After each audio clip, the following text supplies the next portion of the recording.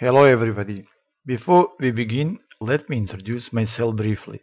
I'm Ahmetović and I work at University Tuzla Faculty of Technology. This work has been done in collaboration with my colleagues Ibrić from my home institution, Andrea Nemet and Kravanja from University Maribor Faculty of Chemistry and Chemical Engineering, and Grossmann from Carnegie Mellon University Department of Chemical Engineering. The main goal of this presentation is to share with you our work related to recent progress and future directions in the synthesis of integrated water networks.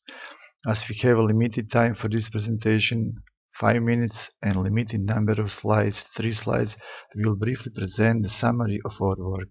However, more details can be found in our paper accepted for publication in this year in Chemical Engineering Transactions Journal, Volume 94. First of all, I will highlight some important information related to introduction, research objective, and recent progress in this field. Then I will be focused on future directions and challenges in this field as conclusion of this work. Water and energy are resources used in large quantities in industrial processes.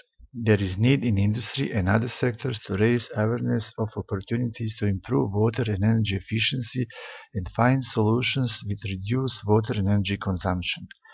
Various opportunities for water saving, water reuse, regeneration reuse, and regeneration recycling, and heat exchanges, indirect heat transfer are systematically explored within heat-integrated water networks to find optimal network design.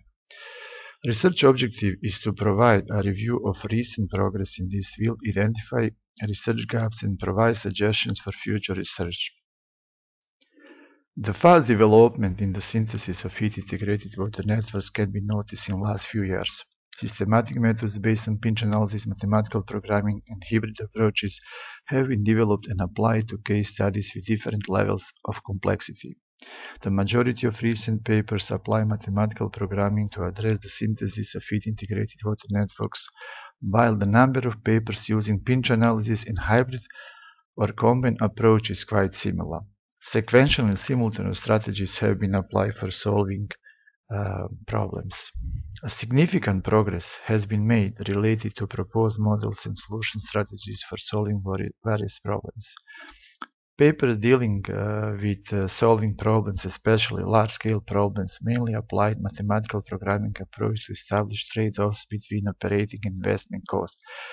Recent review papers in this field have been provided by Ahmetović et al., Kermani et al., and Budak Dubaci et al. Future directions and challenges in the synthesis of heat-integrated water networks are to develop models and solution strategies to efficiently solve large-scale problems with multiple contaminants to obtain good local solutions of the global optimum, develop more detailed models for units considered within networks to obtain more practical solutions, focus on more practical and less complex network design, explore various types of heat exchangers depending on their practical values of the minimum and maximum heat exchange areas. Consider a combined network of water using wastewater treatment and heat exchange units. Consider the cost of piping and water pumping in the synthesis of optimal networks. Explore additional opportunities for heat integration by enabling heat integration with streams outside of heat-integrated water networks.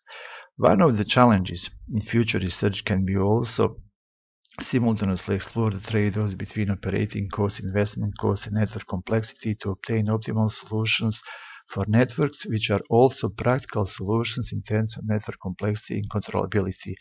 To conclude this presentation, I would like to highlight that wastewater generated by industrial processes should not be considered as waste because it is a valuable resource for freshwater, energy, and materials. Reusing, regenerating, and recycling wastewater can provide economic and environmental benefits such as reducing freshwater energy consumption, greenhouse gas emissions, and recovering valuable materials from wastewater in line with circular economy approach.